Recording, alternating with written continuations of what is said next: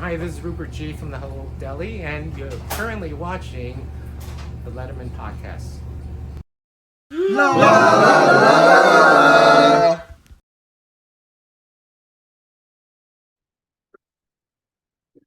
Welcome once again to the Letterman Podcast. My name is Mike Chisholm. I am the host of this endeavor, and it is a delightful post indeed. I am very excited to be here.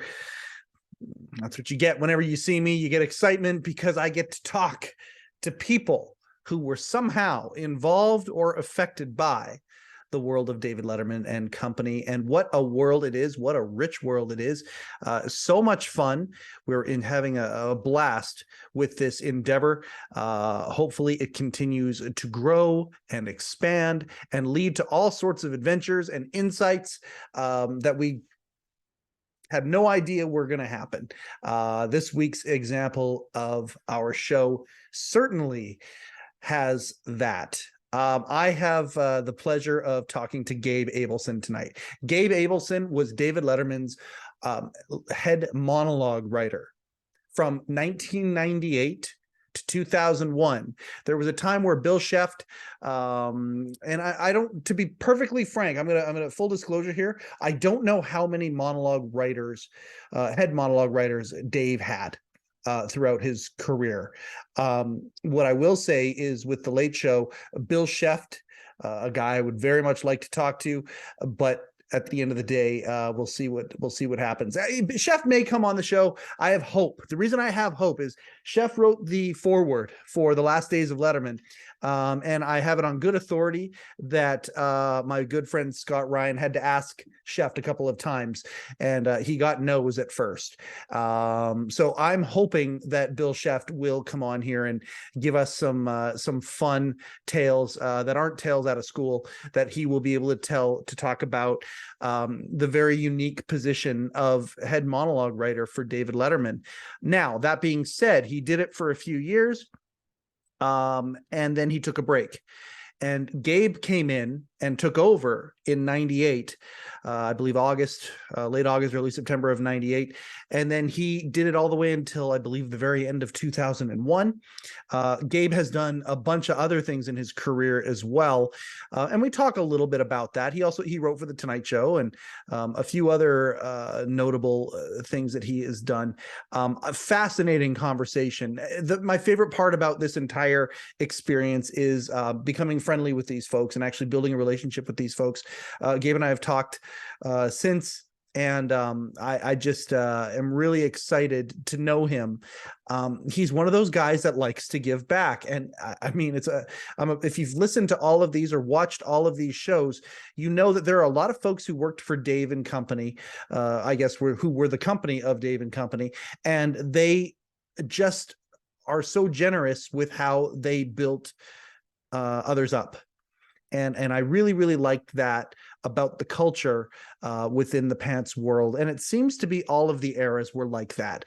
Gabe, certainly no exception. We talk about Steve O'Donnell. I love Steve. Boy, what a legacy that guy was a part of. He just finished up a run at NYU teaching comedy writing class, a comedy writing class. Gabe does the same thing. Gabe actually has, for those who are in the California area, Gabe actually teaches. So not only does he give, generously of his time from performing and doing the things that he does, but he actually wants to give back and to be part of projects like this, what we're doing here. But he also teaches. He's got a class coming, writing for late night, and he does this at Flappers through Flappers Comedy Club. So go to flapperscomedy.com. His next class is actually going to be January 23rd through February 20th. And if I lived in Cali, I would be doing this just to have FaceTime with Gabe. He is a phenomenal guy. I don't know if there's a word I use more than phenomenal on this show. It's just the level of how I feel for things. I'll get a thesaurus out and try and find some synonyms for it. But I got to tell you, I'm just really blessed to talk to people like Gabe. We had a phenomenal conversation. See, there it is again. Sorry about that. I'm gonna do my best. At least I'm noting it, right? we had just a delightful conversation. There we go, where we talked about some of the stories that he had, how he got the job. He talked about that, the interview, coming in to, take over for Bill. That's a tall order.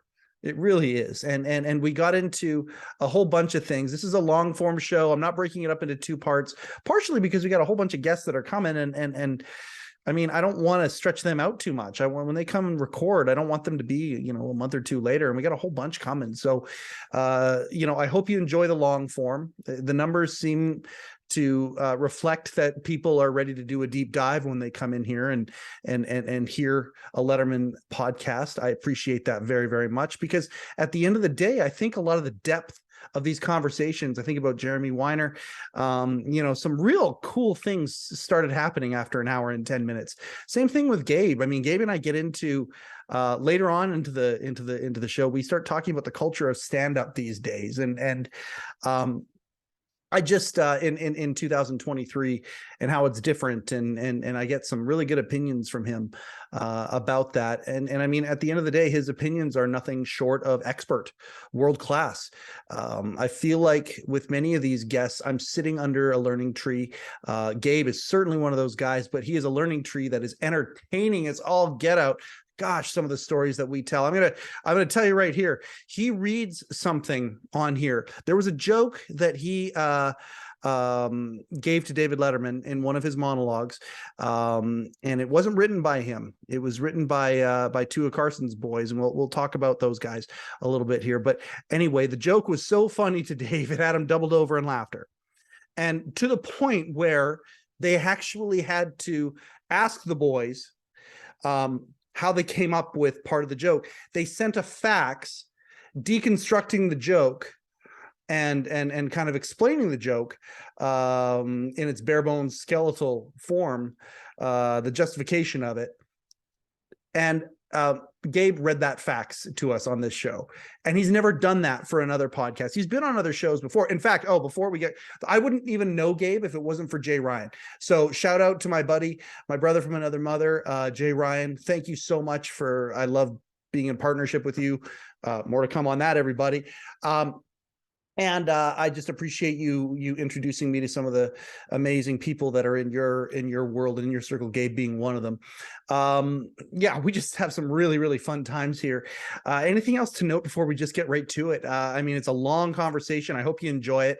Lots of good stuff here. We want to provide, lots of content here at the Letterman Podcast. Oh, you know what? There is one more thing I'm going to say. The integration of Don Giller into this show is being honed right now, and it was a delight to have Don real time spout out some cool facts and things like that I could then reintegrate back into the conversation with Gabe, and not just for fact checking, but also for for trivia's sake. It certainly makes the broadcasts that much more enriched. I appreciate Don like you wouldn't believe. Man, the fact that he is taking part in some of these shows is nothing. It's fantastic to me. I'm just gleefully delighted. Hopefully, as our community grows here, that gleeful delight can spread its way around and everybody will experience it as well. We've got a lot of really cool things coming. We've got some more community shows that are going to be added in. Those will come out on Tuesdays, I think, whereas the Letterman podcast will be every Friday. The community shows where people can talk about some of the experiences that they've had. We've got one that we're recording tomorrow.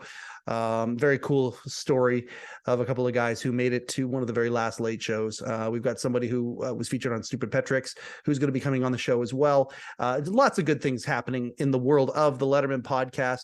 I could not be more grateful. And I guess that's it right there. So for those who really enjoy Gabe, I'm going to say it again. His comedy class, flapperscomedy.com. It starts January 23rd. Reach out to him. He offers private coaching, that kind of stuff as well.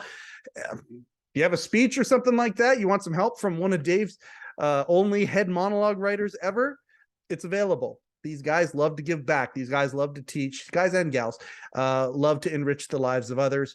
I'm going to stop now because you're not here to see me or listen to me. You're here to see or listen to Gabe Abelson right here on the Letterman Podcast.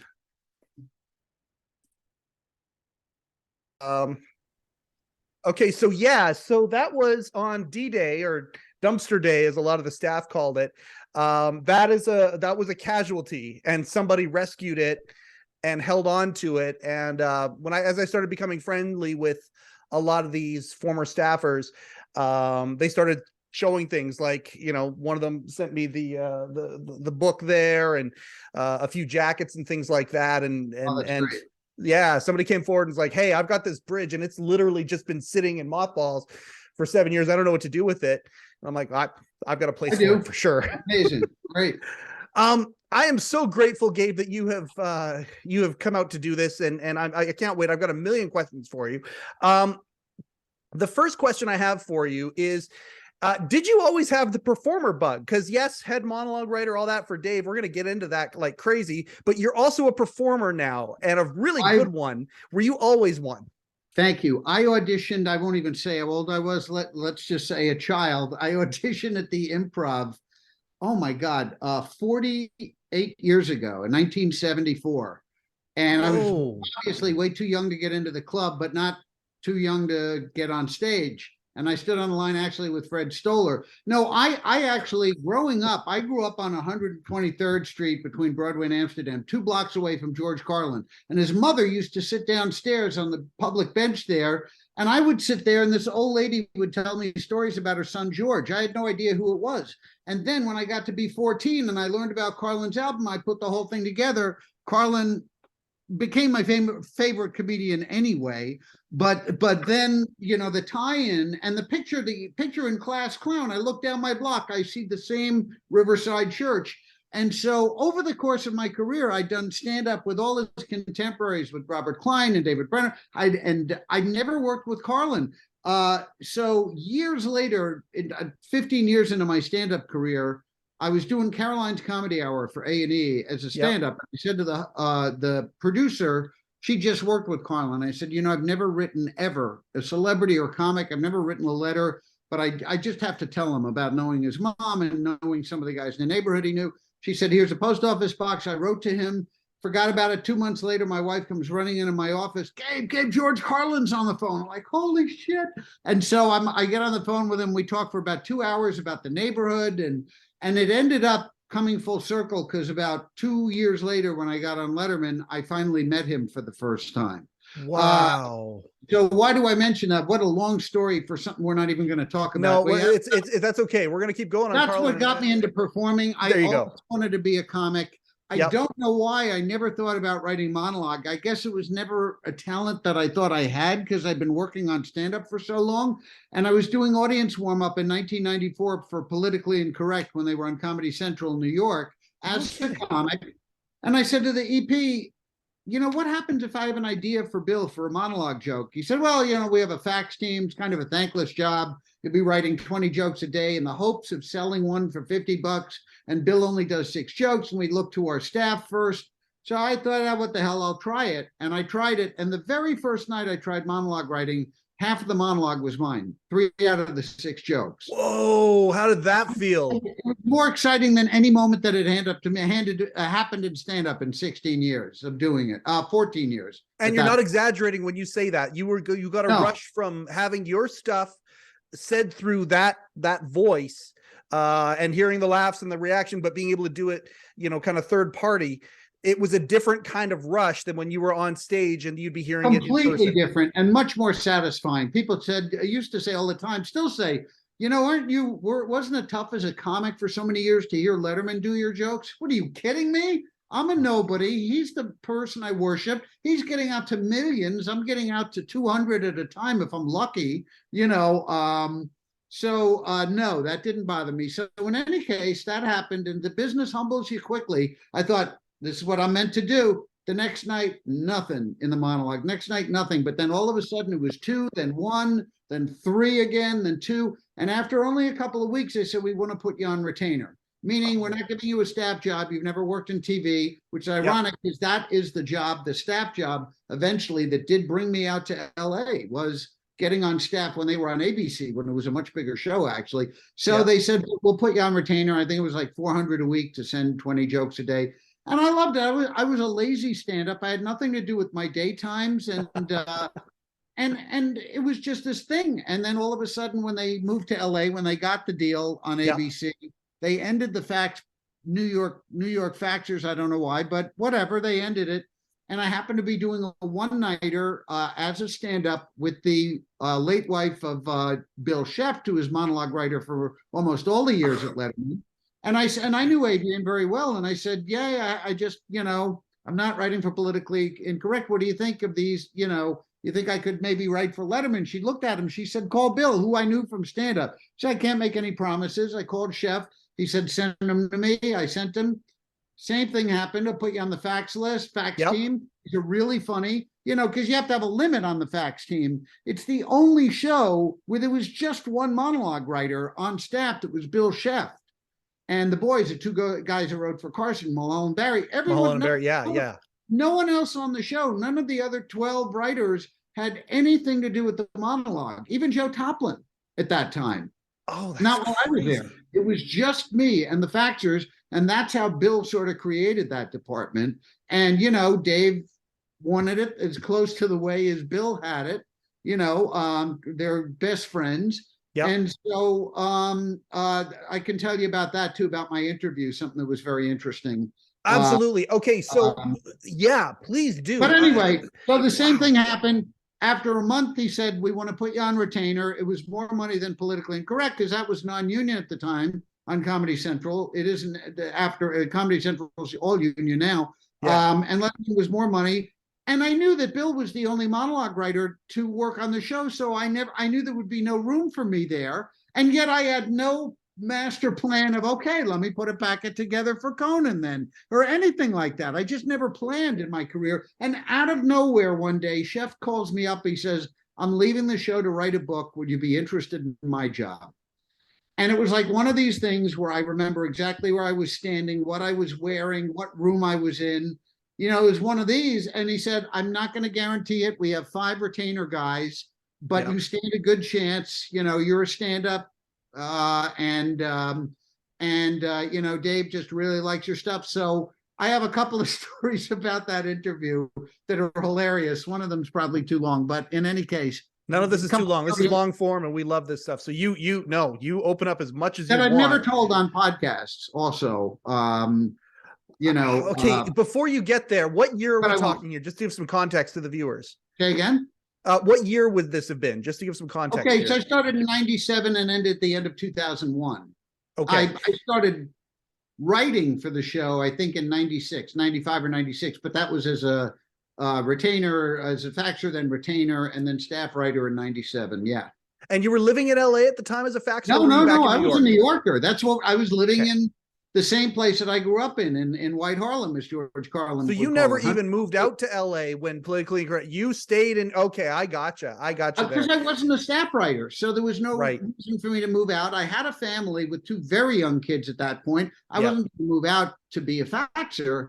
I don't even think they had the fax program anymore at that point. But in any case, I didn't even move out when I got Politically Incorrect as a staff writer. I waited for 2 years because you never know how long a show is going to last. And as it turned out, Bill, that show did get canceled about a year into my tenure there. Then I went to Kilborn. Then I went to Tom Green, where I did some of the work I'm happiest with in my career, actually. Wow. And, and then Tom's my closest. I was about to say in LA, but he moved back to Canada. Tom's probably my closest buddy in the world. Okay, so before we get, this is an aside because obviously Canadian here as well. So Tom Green, I'm pretty sure he blew up here and then blew up down there. I think it was some of the things that he was doing up here, the antics and things like that. He was on, and I'm sure Rogers Cable. Absolutely. Yep. And he was on Rogers Cable, and an MTV executive saw all these pranks he played on his parents and brilliant stuff, and very Letterman-esque, just to the next level, and with a Gen X flair to it. Well, what was, if you think about Tom Green, there would not be Jamie Kennedy Experiment, there would not be Punk, there would not be Jackass. Those are not shows modeled after Candid Camera. Those are shows modeled after Tom Green. And the thing is, unlike with Jackass, Tom Green never did any mutilation or scatologic. Well, no, on the microphone, that was it. But even I'm talking about the early stuff that got him famous. It was, those pranks with his parents and Undercutter's Pizza, where he would find out about a pizza delivery. I mean, just genius. Absolutely. Eric Andre totally would be the first to say how much he owes to Tom Green. But I didn't know Tom. I'm actually not that much of an older generation than Tom, but I am one older generation than him practically. Yeah. And I didn't know much about him. And I was writing for a union show, Craig Kilborn, which was produced by Letterman. Yep. And my agent at William Morris said, "Do you want to interview to be head writer of Tom Green?" And I was like, "Oh God, that guy who humps a dead moose or whatever." And I met with Tom, and he was one of the most serious people I'd ever met. And he'd spent the past 2 years every day in the Museum of Broadcasting watching old Steve Allen, Jack Parr, Letterman, Carson shows. That's what he always wanted to be. He didn't want to be that other guy, but it was tougher because now he was getting older and people knew him as that other guy. He was so identifiable as that crazy guy that it was hard for, on our show, we did a throwback to the early Tonight shows with the light boxes, the whole set and everything. And that's not who the MTV audience wants. Tom came out in a suit and tie and did a monologue. So, but as I said, as far as the work and the originality of some of my favorite stuff. Oh gosh, yeah. Okay, so I remember. So in Canada, we have MTV, but our big music channel is the channel called Much Music. And when I was 15 years old, Tom Green was in a top 10 Canadian hip hop act. Check the OR, organized rhyme. Check the OR, organized rhyme. Yeah, the big single, and I mean, so we watched him kind of come up and start doing these things here, and then. There's something about being a Canadian and watching one of your boys or one of your girls go down south and make good down there. We saw it with Jim Carrey. Of course, SCTV is one of those things where we're, just infinitely proud. The Kids in the Hall, that kind of a thing. And there's that little spin or that little flair to it. Tom, I'm a lifelong Letterman fan since I was a little kid. I love Tom so much because I felt like he was also a lifelong Letterman fan and decided to do things on his in his own language, in his own generation. At the end of the day, Tom was one of the guest hosts of when Dave was off with shingles. He was one of the guys that guest hosted the Late Show. And I love all of this. Were you still there at the time when he did that? No, I was with Tom. You were at that point. Oh my gosh! That was while we were doing our show, and he flew in to take over for Dave. And I gave him one line that was, I shouldn't say that, but I did. That was. You can say anything you like here. Do you remember it was the outrageous line. He was at the desk. He said, "I can't believe I'm sitting at the same desk where Drew Barrymore flashed David Letterman. What a lucky guy." And she was his ex at the time, too, right? Like that's yeah. She was recent ex at that time. Yeah, perfect. That's perfect. Gosh. I want him to. It'd be fun to watch him go on. Where I met you was with our mutual friend Jay and Nicole doing the Cars and Comedy show. He's got that desk in his house, that very desk. It'd be fun to see Tom sitting at that desk and to say a line like that. That's pretty. But at the time, I mean, that is a phenomenal. I just love that so much. Phenomenal, by the way, is the word you're going to hear the most on this show here because I just love all of this. I'm fascinated by all this. I'm sorry, I didn't mean to interrupt you. Since this is about Letterman and I'm straying over to Tom, I mentioned the interview, and Tom was actually a very interesting postscript to that story about interviewing with Dave. So Bill Sheff tells me before my interview, he says, look, he said, Dave is going to at some point say something to try and throw you off your game. Like out of nowhere, he'll say, do you like red meat? He said, and just know that because he wants to see how you roll with the punches. But just know he's going to try and throw you off your game. I said, thanks, Bill. That's a great tip to know going in. I'll be on my toes. And he never did it. He never asked me anything that was weird. It was a very straightforward thing. We had a good laugh. The first thing he asked me was, do you know Mitch Walters and Uncle Dirty? And those were two road comics that were like from his generation, but we're still working. And I said, Yep. boy, do I know Uncle Dirty and Mitch Walters? And I told, and Dave actually lived with Mitch Walters when he was doing stand-up over the Comedy Store. Wow. He and Mitch and I think Gary Mule there. But in any case, yeah, I told him, we exchanged some stories. And years later, I was telling this to Tom, and I was telling him about what Bill Sheff said to me. And he said something so on the money. Right away, I said, you're absolutely right. He said, you were the only stand-up that interviewed for the job, right? Because I told him about that. I said, yeah. He said, so you do realize the Uncle Dirty, Mitch Walters, was the do you like red meat question. That was the litmus test right there. That was it. Oh, isn't that interesting? Yeah. I thought that was really interesting. And then after the interview, Dave said something to me, and it's funny because no matter who I interviewed, whatever host I interviewed with after working there, the first thing they always said is, what's Dave like? Didn't matter who they were, how big they were. Like Craig Kilborn, who's produced by Dave, said, what was that interview with Dave like? And then I told him when I got the job and Dave, sort of gave me a pep talk in the beginning. He said to me, I just want you to know I'm an asshole. I'm going to scream at you. I'm going to yell at you. I'm going to get purple in the face, but just know it's never you. It's always me. And I told that to Kilborn, and, you could see him absorbing it, going, that's just great. He said, I have to remember that. I got to use that, because he really should use that. But that was just, I thought that was very cool of Dave to do that before he even knew me, I help me relax. That part of Dave, that it's legendary, the postmortems and things like that. The idea that nobody was harder on Dave than Dave. Absolutely. And that would spill out to everywhere. Was that instantaneous? Like when you got there, I mean, I just look at the first 18 months, they're beating the Tonight Show, and then a series of unfortunate events gets to the point where, train's gone off the tracks, and there's a lot of what I would call anyway, frantic experimentation, the energy is still chaotic and high, and trying to get the numbers back.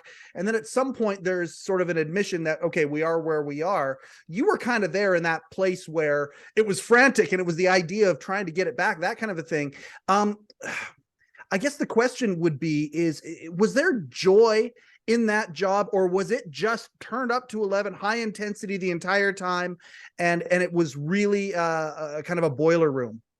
Well, keep in mind, like I said, I was like my own fiefdom, separate from the rest of I was not in the writer's room for any of the rest of the show. I did not, I was going to say fraternize with them. I just didn't, they were a group on their own. I was just off in this one place. So who was head writer at the time, at that point? The head writer, I was there for 3 head writers. Okay. Tim Young, who went on to write for The Simpsons and produce for The Simpsons. Rodney Rothman, who won the Oscar, I think, for the Spider-Verse movie. Yep. And the Stengels. Okay. Yeah. So I was there for all 3 as head writers. I'm trying to think of what your last question was. Did you corroborate with them at all, or was it separate islands completely? No, not at all. And in fact, because they didn't really have they didn't have much FaceTime with Dave. Everybody just kind of put their stuff under his door, and then they would see him, in rehearsal. And in fact, after a while, it was just right to the show. There wasn't even any more rehearsal, but the monologue was so important to Dave. I got to spend an hour with him and Inky Mendez, a cue card guy, every day for an hour going over the jokes. So that's what I was going to say. You asked me about the tension and the atmosphere. Keep in mind, this was my very first job in television, and arguably to this day, my biggest job in television. I mean, in 1997, head monologue writer for Letterman. If you're a late night writer, that's the gig you want. That's the show you want, Absolutely. A late night joke writer. Ratings don't matter at that point. You're on the coolest show on TV. Coolest show on TV, and I went to and every year I was there, we won best show every year, all 5 years. And we were nominated every year for best writing. But it was after the period where they won writing every year. So it was like frustrating, because like, how do you win best show and not best writing? And but you know, but it was just great. It was thrilling. It was terrifying. You know, sometimes Dave and I would argue because he wanted total honesty from me about jokes, and I love getting into the weeds. You know, I've been teaching late night writing for about 15 years now, Yep. and I just love nothing more than deconstructing it. And we would get into, you know, once I start talking about jokes, I kind of forget it's David Letterman. You know. Yeah, but that's something that I'm certain from everything that I've learned throughout this process with all the folks that I've met and talked to. That is being able to, like in the political world, they talk about being able to tell truth to power, and being able to be that guy where you're being flat out honest, and it doesn't matter. The emotions that may come out with that honesty don't matter to you, don't matter to him. What really matters is getting into the weeds of it. To me, that sounds like it's something he would have very, very much appreciated. Yeah. Yeah. And, you know, it's funny because sometimes, you know, what would happen is Dave, I would get about 300 jokes a day. Dave wouldn't want to read more than 50. 300 a day. Well, yeah. I mean, between you and the faxers, right? Yeah. Oh, yeah. Yeah. No, yeah. I actually didn't have time to write as many jokes as I did when I was freelancing because I had to collate everything, you know. So I would pick the jokes that I thought were strongest and the ones I thought Dave would respond to. If it was anybody else, I would pick just the strongest jokes. But with Dave, he's so specific. I would try and hone in on what he wanted. And I was praying that I would get the sheets back from Dave with at least 13 check marks because he only did 8 jokes, and I knew he would cut at least 4 or 5 in rehearsal. Right. So I was praying he would check off that many. And every day when I got the sheets back, you know, because it is subjective, I would find jokes that I thought he missed that were stronger than some of the ones he picked. So I would have Tony put those on cue cards, and I would go to rehearsal, and sometimes he would say, I didn't pick that one. And I would say, I know, but I think it's good because so-and-so. Sometimes he wouldn't say anything, and he would just read it as if it were a joke and pass on it or take it. And if I really felt strongly about a joke, I would argue it once or at the most twice. Right. Actually, there was really only one time I kept arguing something, and that was when I got yelled at, and it was I can't tell that story. That could be NDA territory there, but yeah. I appreciate that, and I mean, but we get the picture. Like it's some of these stories, and I mean, I've heard lots of them off camera. They're entertaining and funny, and they're good like bar stories or whatever. But for the purpose of the show, like we get it. Like I understand that. The point of how serious and how like 300 jokes whittled down, you know, to 8 to 10 to whatever that is. Were you the guy on the other side of the fax machine, or was the writer's assistant the person that would kind of take faxer jokes and send them either to the writer's room or over to you for Monologue? Fax machine was right in my office. They faxed it directly to me. Okay, so here's the question. How much joy was there whenever a joke would come in out of the fax machine from Johnny Carson? He didn't fax to me. He had a different place he faxed. Did he fax directly to Lori or to Mary? Yes. Or yes. Okay.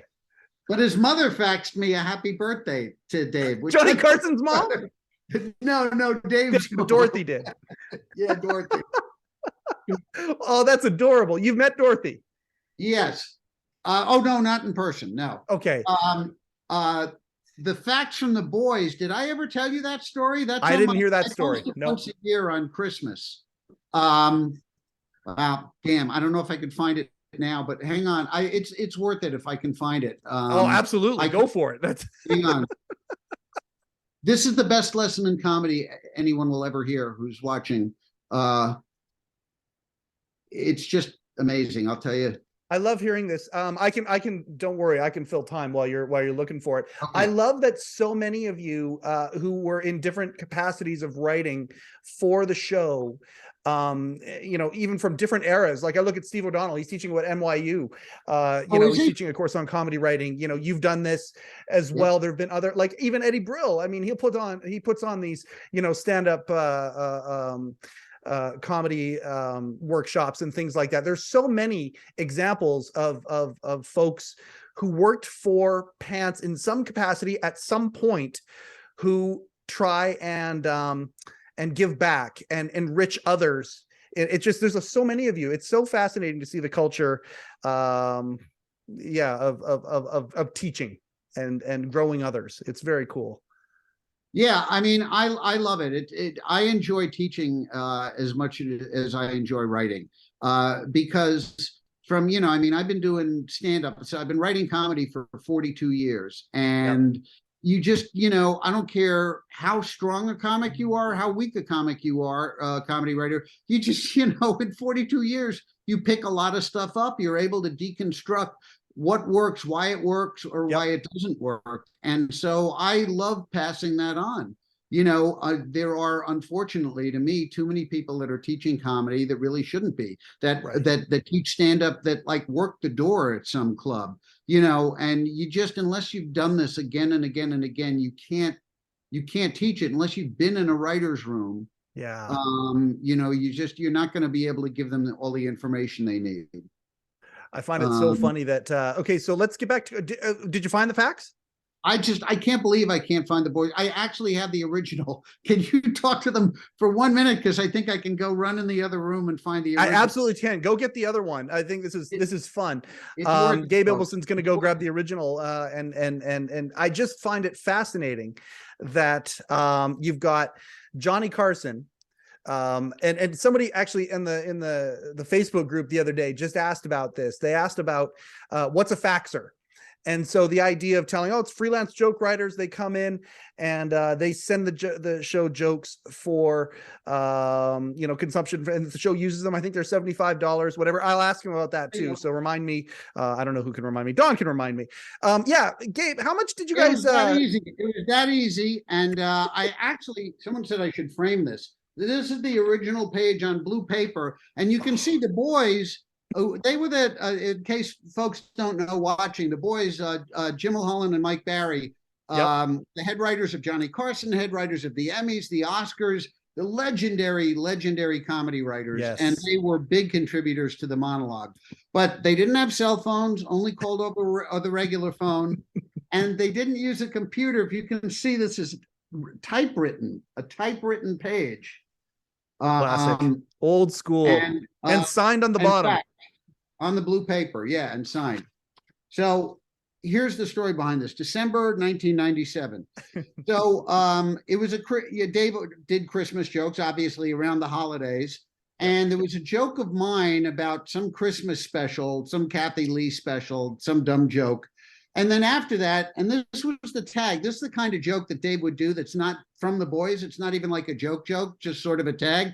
Yep. He said, and then tomorrow, it was my show, Kathy Lee has a Christmas show tonight, whatever the joke was. And then the boys' joke is, and tomorrow night, Jerry Springer celebrates the holidays with 5 teen prostitutes. Right? So it's so Dave. Nobody else would say that, but it's hilarious.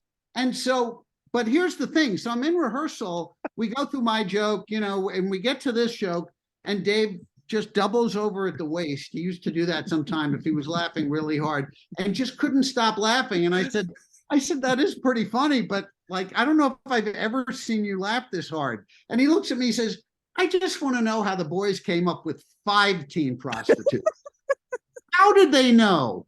And so I call Mike Barry up on his landline, and I say, Mike, Dave just wants to know why 5 teen prostitutes. I'm telling you, it couldn't have been more than 3 or 4 minutes later when I hear beep, and this thing comes through.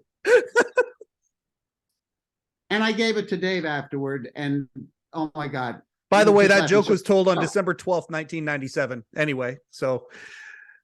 Really? Yep. I assume this is from Don? Oh yeah. Don threw that in there right there. I have to speak to this man. This is ridiculous. So their letter was the 15th, which is interesting because this was the day of. So Mike must have gotten the date wrong. Wow. Okay. So they responded back, because if you phoned it in or whatever, we're going to do the joke or whatever. A couple days later, they send the fax back saying how they did it or why they did. No, what I'm saying is, I go to rehearsal with Dave for the show that night. Right. Okay. Yeah. And so he says, how did the boys come up with this? The moment I get back to my office, I call the boys. Dave wants to know how you came up with 5. And 4 minutes later, this comes through the fact. So it was the same day, but I'm wondering if maybe it was well, no, we taped Thursday, we taped 2 to air 1 on Friday. So the latest it would be was the 13th. Weird. Oh, this is interesting. Okay, what did the boys say? Anyway, so here's what they say. So he rewrote the line, tomorrow night, Jerry Springer celebrates the holidays with 5 teen prostitutes. Gabe, in answer to Dave's query as to how we came to pick 5 teen prostitutes, had we picked 4 or 16 prostitutes, the joke would have sounded like 14 prostitutes or 16 prostitutes, thus dulling its meaning and heavy laugh potential.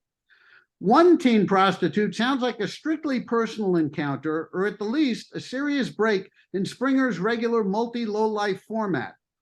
2 or 3 teen prostitutes still seems a rather skimpy panel and not very funny. Yet, 7 or more teen prostitutes is too unwieldy a group for Jerry Springer to believably handle on a Christmas special and would undermine any credibility the joke might have with the audience. Thus, 5 teen prostitutes is the only possible number of teen prostitutes that works.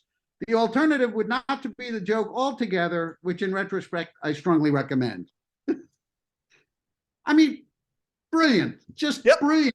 Everything you need to know about comedy is right there. That's how much, because people don't get, especially people starting out in stand-up, don't get how every single word, every number is considered. Yes. Every syllable, every letter. I had the whole thing, the A sound and the C sound and the number 6, and all of that is true. Oh, yeah, it's every bit as scientific as it is emotional.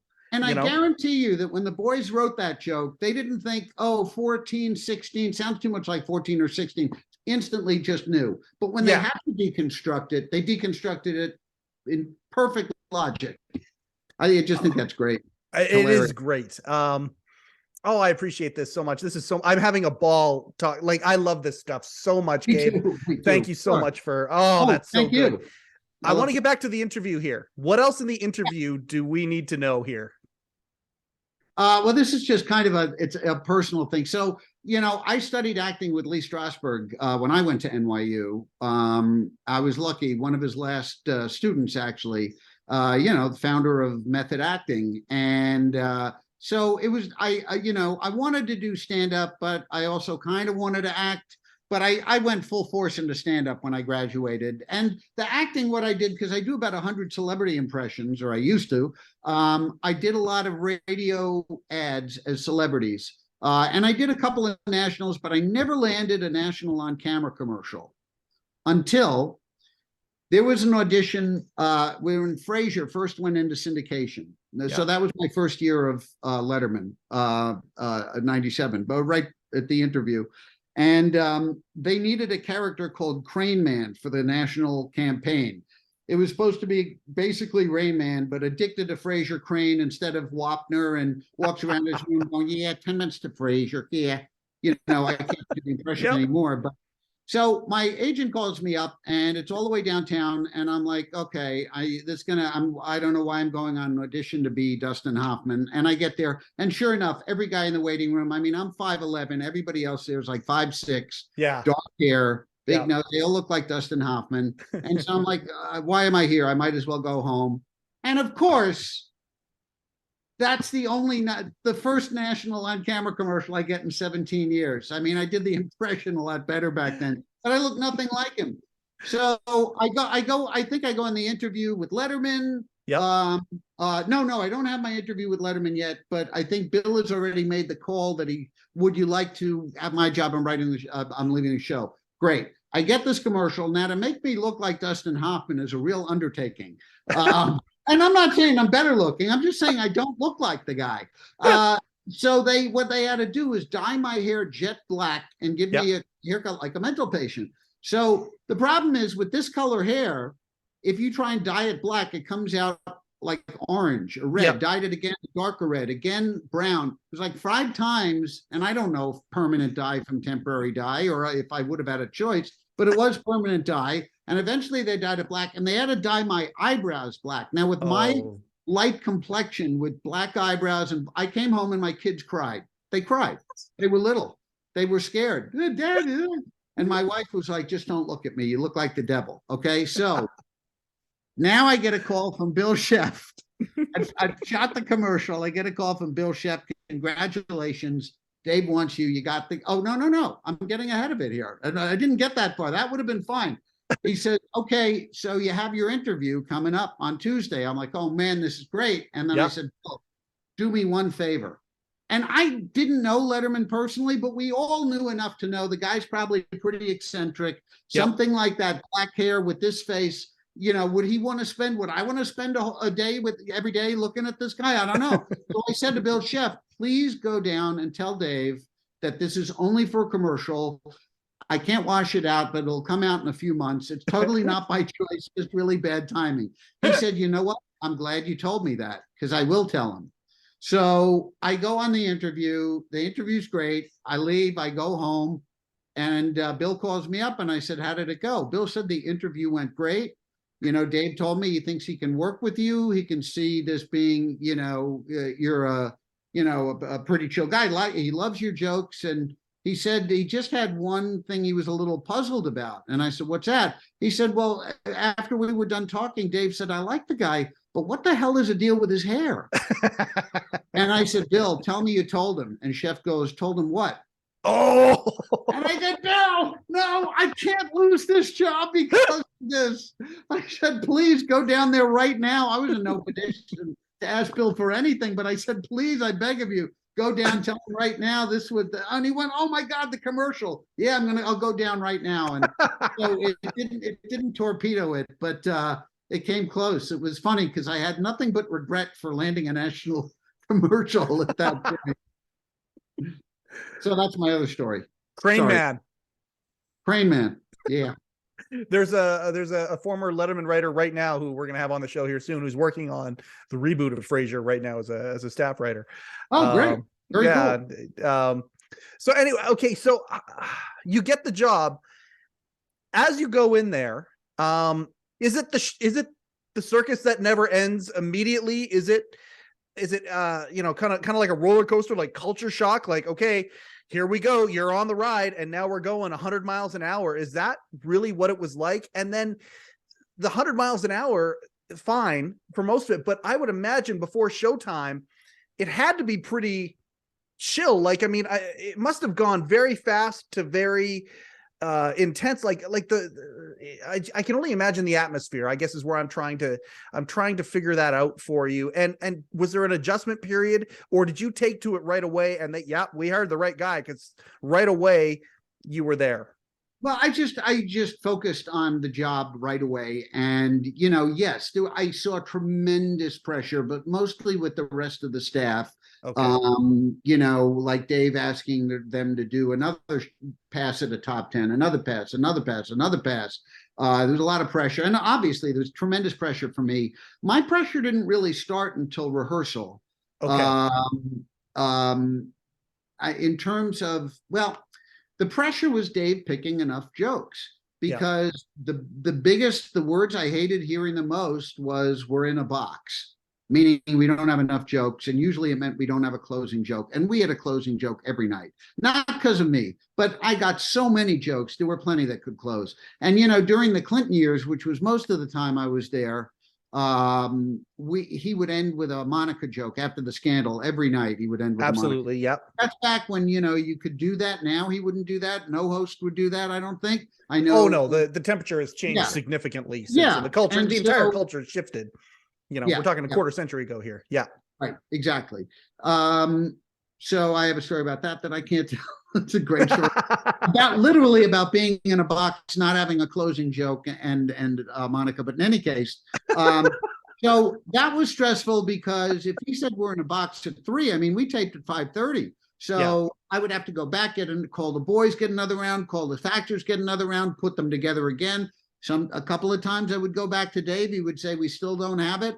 You know, now it's getting like within an hour of taping, and it's really very stressful.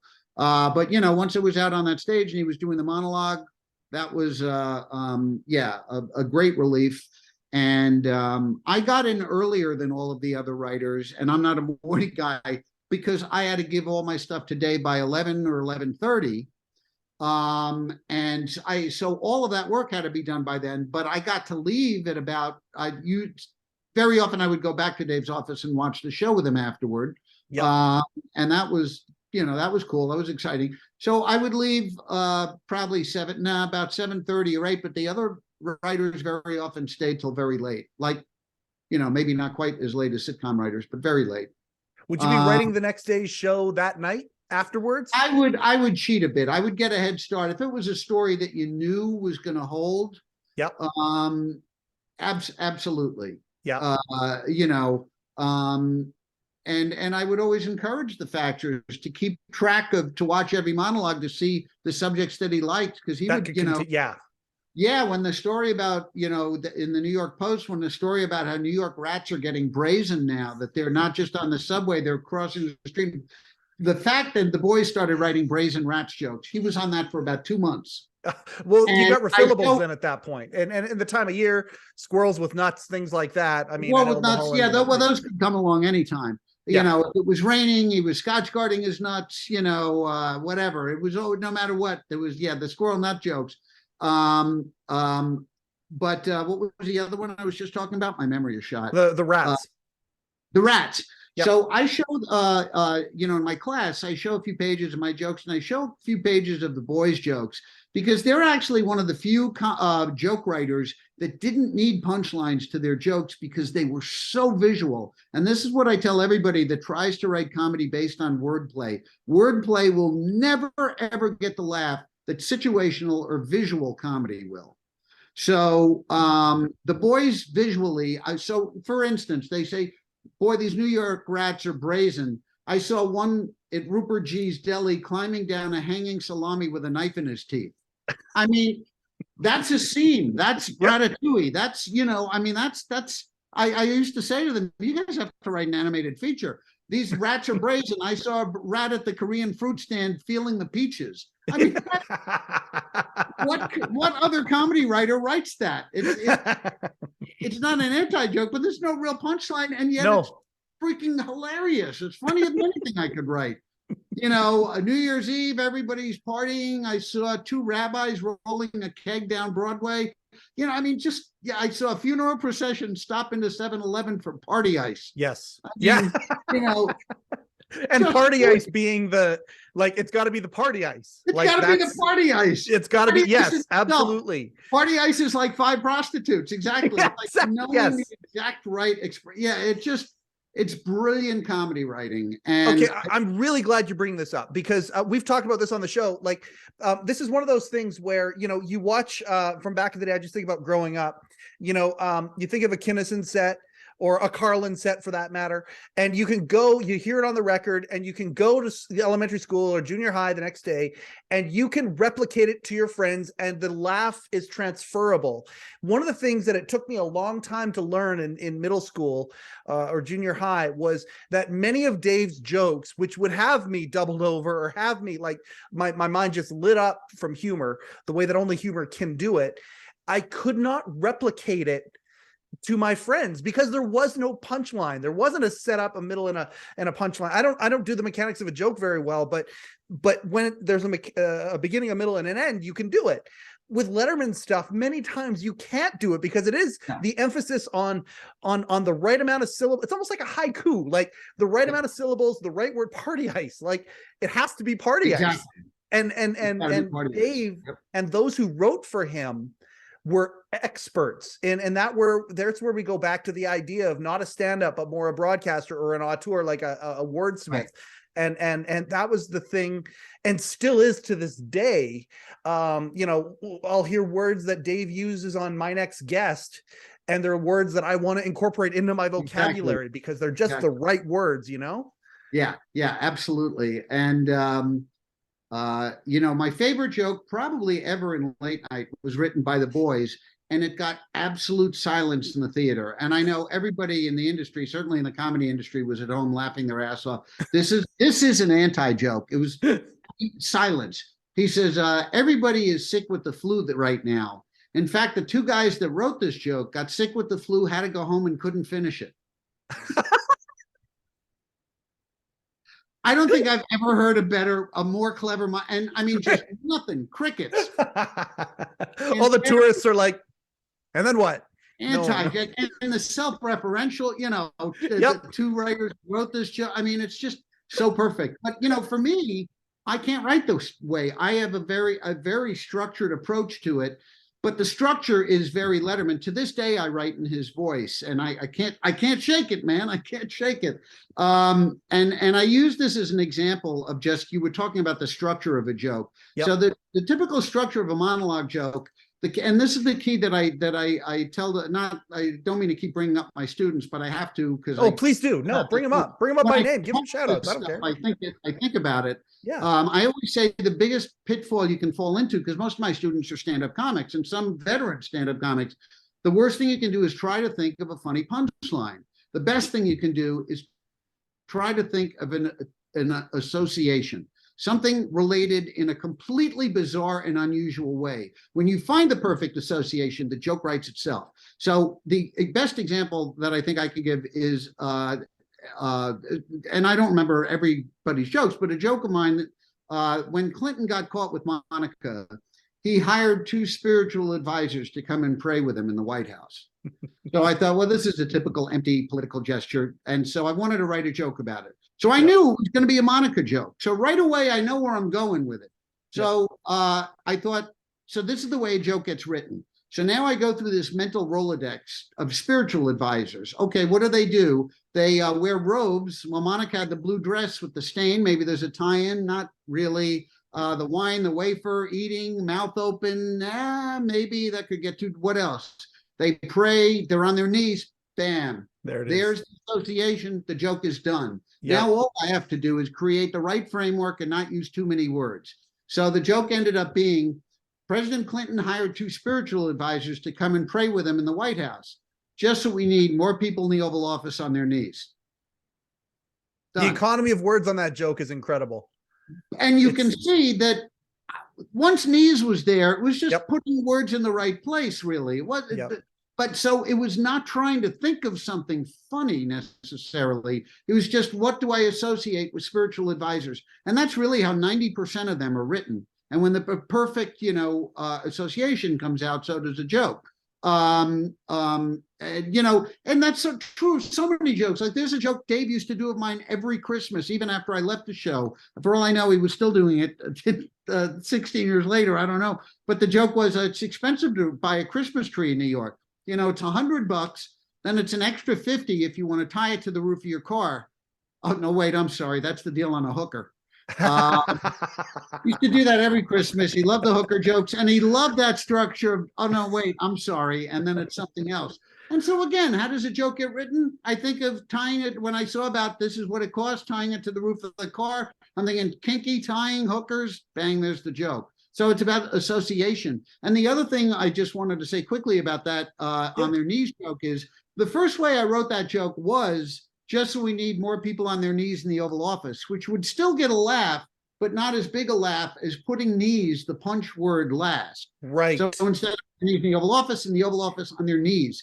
And what's amazing is I see people that are late night writers that do this for years, and including myself, that will still make the same mistake. You miss the simple thing, the simple thing, but the key thing. It's something that we should have flipped. Yeah.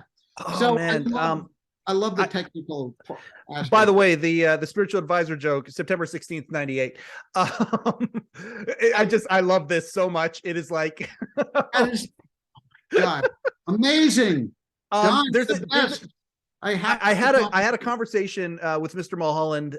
He was on Facebook for a very short amount of time, and I peppered him with questions, and then he either blocked me or left. I think he left. At least I tell myself that. No, I gave a joke to him that it's such a screenshot of the conversation. I was so proud. It was a Times Square Elmo joke. And anyway, they're trying to, it was really cold in New York. They were, the Times Square Elmos are rubbing each other to keep each other warm. His response, great. Fax that back to me in 1997. Funny. Can't wait to put it on this show. I love that. There's a joke that you guys told though, in that same conversation I had with him, that is one of my favorite jokes to this point. It makes me laugh every year, or it made me laugh every year that Dave would tell it. And I'm just curious if that was around when you were there. It was the And it's very similar to what you're talking about here, because it put two things together, two things that are happening in New York at the same time or right around each other: the Westminster Dog Show and Fashion Week. And, you know, we got bitches coming and going. And it just, I love that joke. Whose joke was that? I don't know if Mulholland said he thought it might have been, he thought it might have been yours. He thought it might have been Barry's. He wasn't sure, but anyway, it was around that time. It doesn't sound like me. It doesn't sound like Sheffman. It doesn't sound like the boys. I wonder if it was a freelance. It must have been. Well, I'm not going to say it wasn't. It could have been. It could have been one of them. But it sounds like every year at the same time. Fashion Week in New York, and then next week's the Westminster Dog Show. We got bitches coming and going. I love that. Actually, you know what? The boys wrote one about the Westminster Kennel Show, and I'm going to get it wrong. Something like it was. I saw something like I saw a Great Dane tackle a poodle and steal its little doggy sweater. There's just something funny about the steal its little doggy sweater. And then he said, oh yeah, they're having the Westminster Kennel Club show over at Madison Square Garden for 3 hours. For 3 hours, Spike Lee was taunting a German Shepherd or something, because it was at the Garden. Something like that. Again, the connection. Spike Lee always at Madison Square Garden, always in the front. Like there you go. The perfect. Yep. By the way, the sick with the flu joke, January 12th, 2000. Just crazy how this can happen. Now, I gotta ask you. Now you're doing the mentalist stuff, and we're gonna finish with talking about what you're doing now. I am curious when the mentalist stuff started, but at the end of the day, I want to know about, because you do a stage show now. You're still doing stand-up. You're still presenting to people. We're talking about jokes that were written 20 fucking years ago right now that we still get a laugh out of and all that. When you're writing, I mean, when you're writing to tell things to current audiences, I don't know how stand-ups do it without, being able to watch other stand-ups or writing for other stand-ups and all that, and not be able to take some of these things from their subconscious and put it into their acts right now. How conscious are you now when you are writing humorous things for people, not to reuse things, or are you able to repurpose and reuse things? I'm super fascinated by this process. But it's funny. I have a friend, one of the best writers I know, named Beth Armagita. She wrote for The Tonight Show while I wrote for Jay. She was there a lot longer than I was. She's also written for the Emmys, for the Oscars. She's like Steve Martin's personal writer. So like anytime you see him on an award show or whatever, or even on SNL, a lot of the stuff is Beth's. So she's always calling me out on my page. I write a joke like this one I wrote the other day. She writes Dave joke. That's all she posts, Dave joke. And I can't help it. So this was one from a couple days ago. I said, just in case he has a bit too much to drink on New Year's Eve, George Santos has hired a designated liar. And so she wrote Dave joke. And this one too, I think. I'm looking forward to January 1st. I've been waiting weeks to open my 2023 Jonas Brothers calendar. That's a very Dave type of joke. Sure. It's not a standard punchline. And this is a very old school joke. Mall Santas are now unemployed. Tough job. You work for a month under terrible conditions, then get let go. It's kind of like working for Twitter. It's sort of that old school type of joke. Yep. This even more so. Holiday week and shoppers are in a crazed frenzy. In fact, over at Best Buy, I saw two Amish women fighting over a microwave. There you go. I mean, that's, and I can't help it. And I think that was a big part of me getting that job too, with no experience in TV, was just that voice. And for whatever reason, maybe because I, admired him so much, was always in my head and still is to this day. Yeah. Oh man, I dig this so much. Okay, so you do that job for 3.5, 4 years. There's 4.5 years. Yeah. Some big highlight moments. We're gonna talk about 9/11 in a little while, because that's near the end of your tenure. But I mean, at the end of the day, going through big events, do you remember some of the big events that happened, the big national events or international or even city events that happened that would then come in and dominate the monologues? Or is it all a blur? Two of the biggest events of the latter part of the 20th century, well, one of the biggest events of the ever, both very tragic and both on my watch. One, the very first, I believe it was the day before I started. I know it was the weekend before I started. Might have been the day before if it was a Sunday. Princess Diana got killed. Welcome my God. to writing jokes for David Letterman. The next day I gotta be funny. He's got to be funny. And then of course the other one was 9/11. Yeah. And I thought the way Dave handled it was absolutely incredible. Everybody kind of followed his lead on that. Absolutely. I always talk about how he's my Walter Cronkite. There's yes, a prime example of it right there. Exactly. Yep. And yeah, I mean, there were benchmark big moments. I think there was a market crash or something where if something like that would happen in the middle of the day, we would like get on it. So we addressed it in the monologue that night. Yeah, the .com bubble burst during that time as well. So yeah, you guys would have definitely talked about that for sure. Right. Yeah. Yep. His accountant jokes, like Dave used to make accountant jokes and things like that all the time in the monologue. Yeah, that kind of stuff. Yeah. So Princess Diana getting killed the week that you start, before. Like that's talk about and a there curve had been no and then a shows curve. since she had passed, because it was I'm talking about I started on a Monday, so it was either Saturday or Sunday, and I think it was the day before. But yeah, so that was being thrust really into the fire. So yeah, I mean, there were events there that look, and that's true even now. There are weeks where it's really hard, or there's nothing in the news to really make fun of, or what there is too serious or too tragic. Yeah. And then there are other weeks where there's comedy gold, where it's just, you get a story that's, I mean, this guy Santos is comedy gold, Yeah. Oh yeah. Sure. A few years ago when OJ was in jail and he got busted stealing cookies from the prison cafeteria, I mean, that's a gift. Yep. From the comedy gods, Yep. I wasn't on Dave's staff at that point. This was, I guess, had to be before 2016. But he had a joke that night. OJ was accused of stealing cookies from the prison cafeteria. This time he left a trail of crumbs. I thought that was. I wrote one. I said OJ's said he'll spend the rest of his life looking for the real elves. That was a joke I wrote. I don't remember which host I wrote it for, but yeah, it was like one of these things where, let me just dig into this. I got, I'm sure I got 10 jokes here. So occasionally you get one of those. Diana was killed on August 31st, which was a Sunday, which means September 1st on the Monday is probably I started right the next around day. the time. That's how I remembered it. I didn't want to say it for sure, but that's how I remembered it. That sounds Thanks, right. Don. We haven't done one yet. It's going to happen at some point. Like, we're still in our first year. We're 40 something episodes in. But we're definitely honing in on, and there's certain episodes we know we want to do. We know we want to do at least one, if not multiple episodes on Tony Mendez. There's all sorts of ways that we can do it and things that we can do. We want to devote an entire show onto the Tony Mendez show and things like that. When was the first time that you met Tony? Was it your first day? Was it before? First day, yeah. Like, did you meet him during the interview?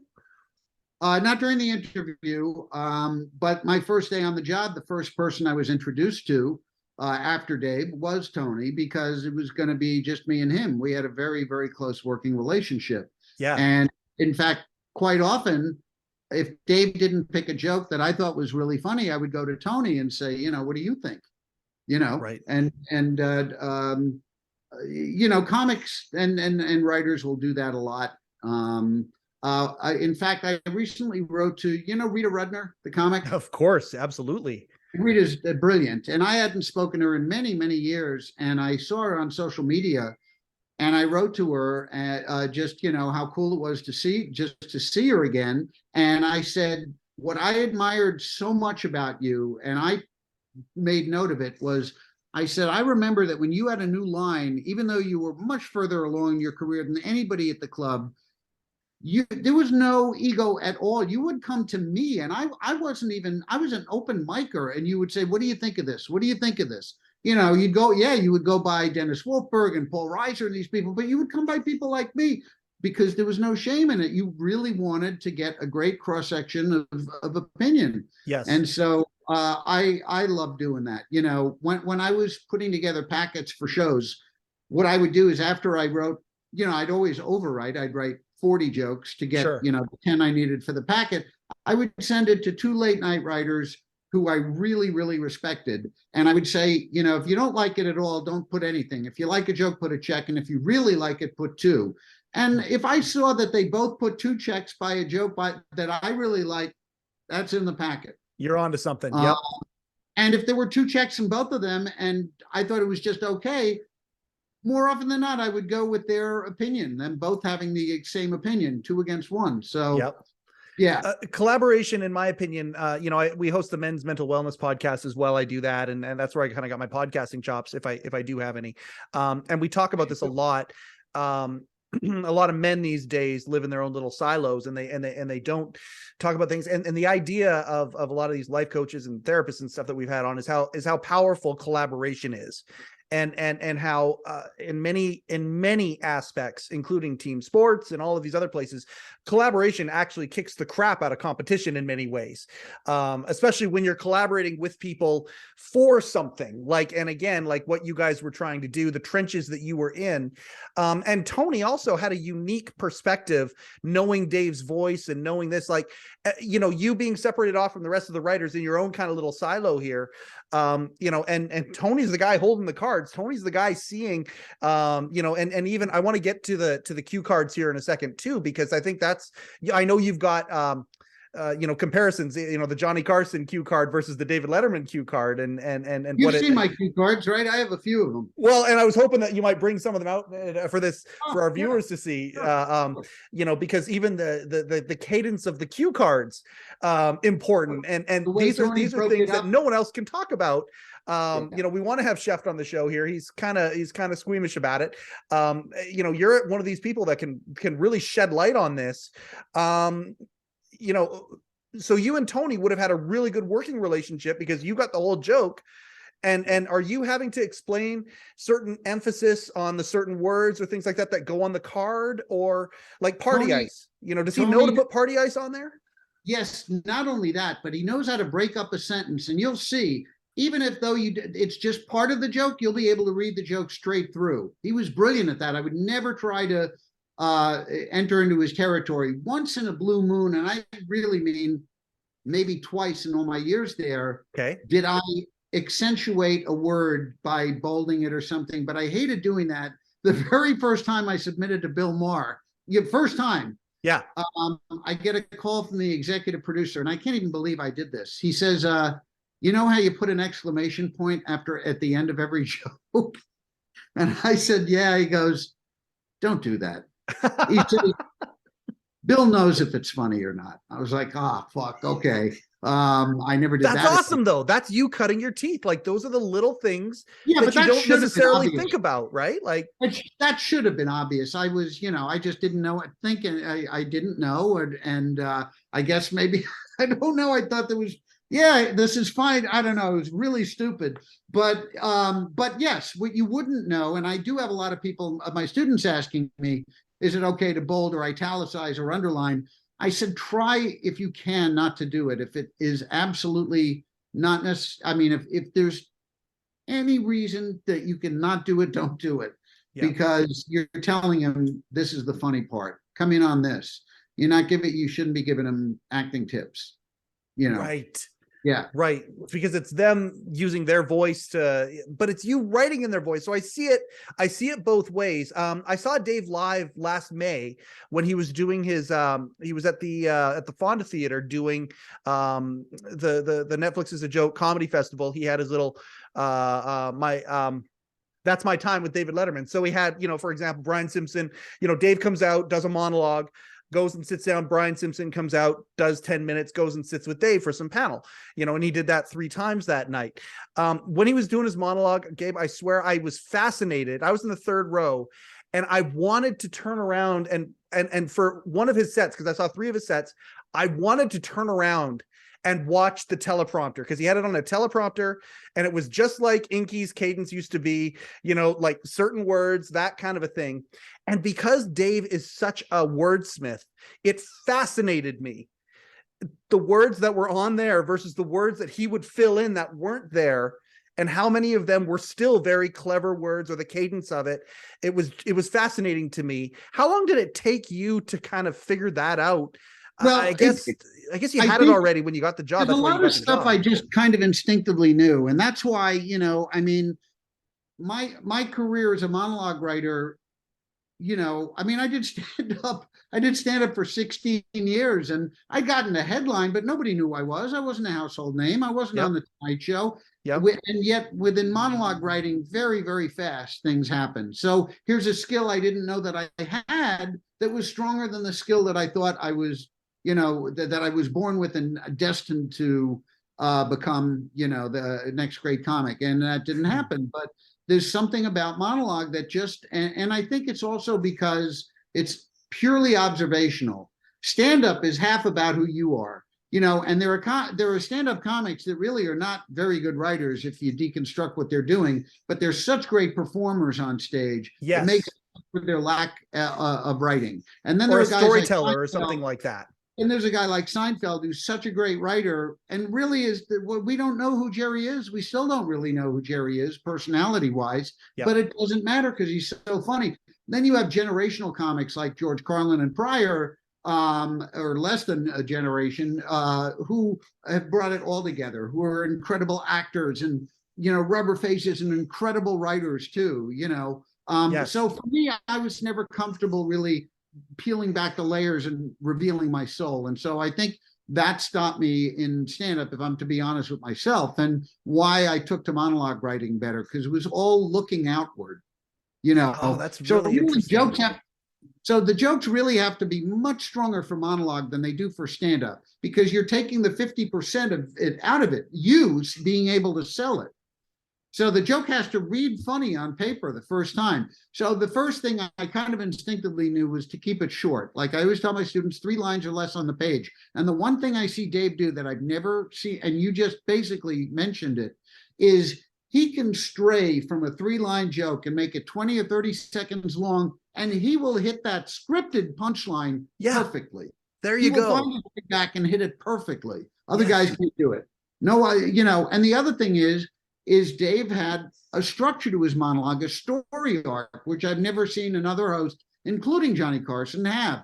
He would find the closing joke, which the reason we went to Monica is a dirty joke is always going to get a bigger laugh on TV because it's forbidden on network. But everybody knew it was about a blowjob, So we would always close with a borderline I'm Jewish. I can make that slip. I'm Jewish. A borderline blue joke, and so we would find that, and then that would be joke number 8, and then he would usually pair up joke 6 and 7. Like if one was about Clinton, maybe the next was about Gore, and then jokes 3 and 4, and then joke 1 and 2 was I was walking to work through Central Park today, saw a squirrel, and right away the idea of him walking to work through Central Park, people start giggling. Oh yeah, already. I love when he talked about being on the subway. I thought And that then was the next one would be lunch. about the cab drivers, but there was an arc to the monologue. No, every host is like every stand-up comic. Let's see what else is going on. You've never heard Dave do that. No, you didn't. Yeah. I want to do a quick aside here. I don't know if this is true or not, because you mentioned Carlin, you mentioned the time he took with you, and it just occurred to me, and it was right around the time that you were working for Dave too. Gary Shandling was doing Larry Sanders at that point. One of the people who has an instrumental place in Gary's heart was George Carlin as well. Gary wrote some stuff down legendarily. This before he was anything, and handed it to Carlin, and Carlin kind of went through it line by line with him and all of that. Did you ever meet Gary Shandling throughout your, I did Larry not. Sanders? You didn't? Sadly, Okay. I did not. No. I'm just curious about that, but he's same thing with George Carlin. I love the echo there. George Carlin's a guy who, again, built into young comics, just like you want to build into young comics. Have any the only time I'm sorry, I just have to go ahead. No. I met Carlin because I went up to the dressing room, which was on the top floor in the in that little building next to theater. Only because of the whole thing, with the letter and his mom. I had to tell him because he's absolutely where I ended up.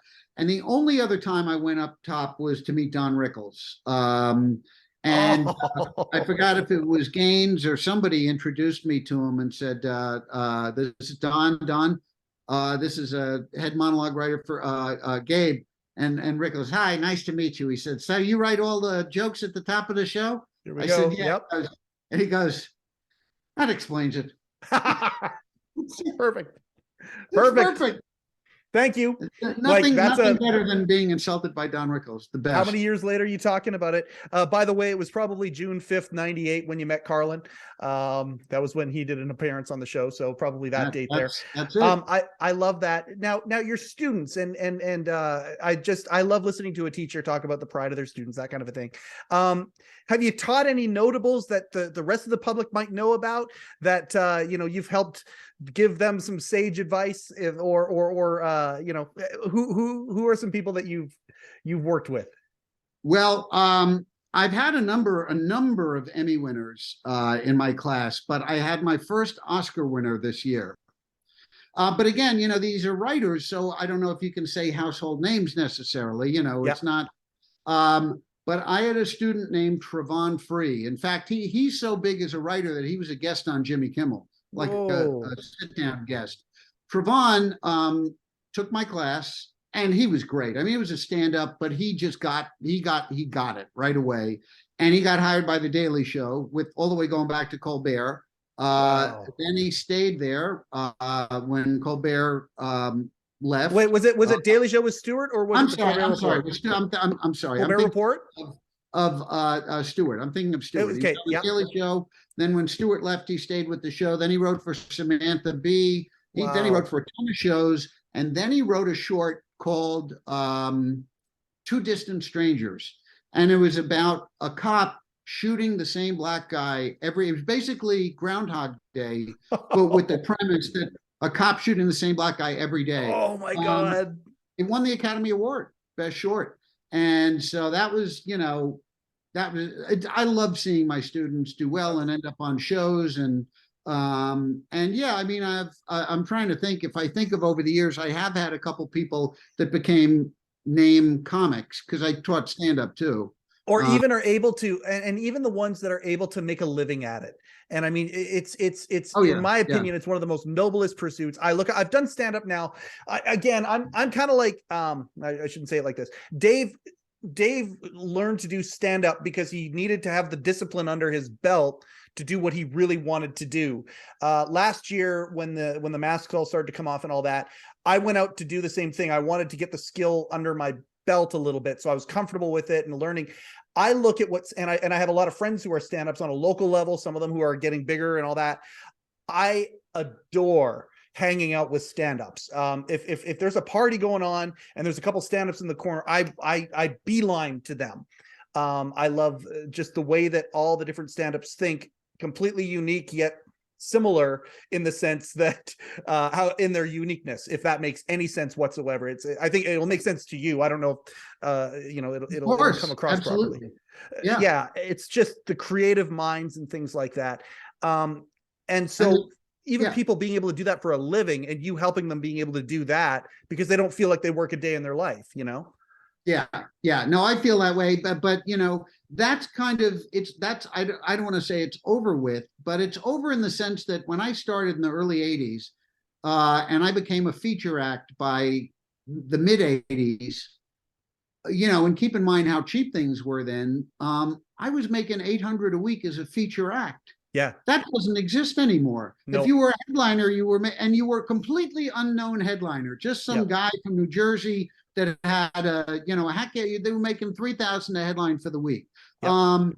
Now I was just talking to a guy who's a really big act at the Comedy Cellar, and he said, I do the ships because comedy clubs that I used to make $3,000-4,000 in now want to pay me $1,500 and want me to pay my own airfare out of the $1,500.